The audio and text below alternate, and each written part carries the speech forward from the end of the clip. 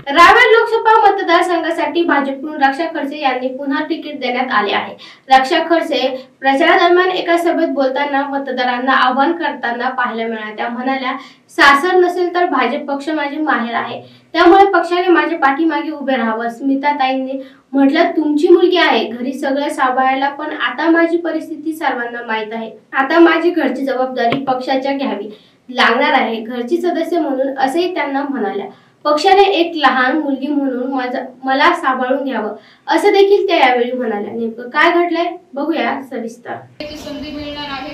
जे नेतृत्व आपल्या पक्षाच्या माध्यमातून देण्यात आलं, इकडे सुद्धा आपण रावेरकडे बघितलं असेल की गेल्या अनेक वर्षापासून सातत्याने ही जागा आपण जिंकत आलेलो आहे। सरोदे काका असतील, हरिभाऊ असतील, त्याच्यानंतर मी आले, पण हे सगळे आपण जागा ज्या काही जिंकत आलो हे फक्त संघटनेमुळे जिंकत आलो। म्हणून आज आपली संघटना आहे, म्हणून आम्ही सगळे लोक आहोत।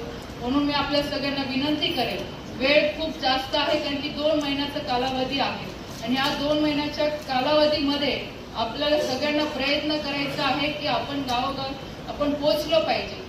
मी आताच स्मिताताईंना सांगत होती की उद्यापासून दौरे सुरू होतील। स्मिताताईंना म्हटलं, तर तुमची मुलगी तुमचं काम बघायला आहे घरची, पण आता माझी परिस्थिती तर सगळ्यांनाच माहिती, म्हणून सगळी जबाबदारी म्हटलं तर पक्षाच्याच लोकांना घ्यावी लागणार आहे, घरचे सगळे मेंबर म्हणून। तर पूर्ण आशा आहे की एवढे वर्ष नक्कीच पक्षांनी एक छोटी बहीण म्हणून, मुलगी म्हणून सगळ्यांनी सहकार्य केलं जाईल। गिरीश काका असतील, सगळे असतील, जेवढे व्यासपीठावर बसलेले आहे, आमचे बिजू भाऊ आहे, माहेरची एक फायदा प्लस पॉइंट तो मला होतो। बरेच लोक तिकीटचा वशिला कुठे लागला, तर बऱ्याच वेळा असंही होतं की बिजू भाऊनी ते लावलं का, कारण की शेवटी माहेरची मंडळी शेवटी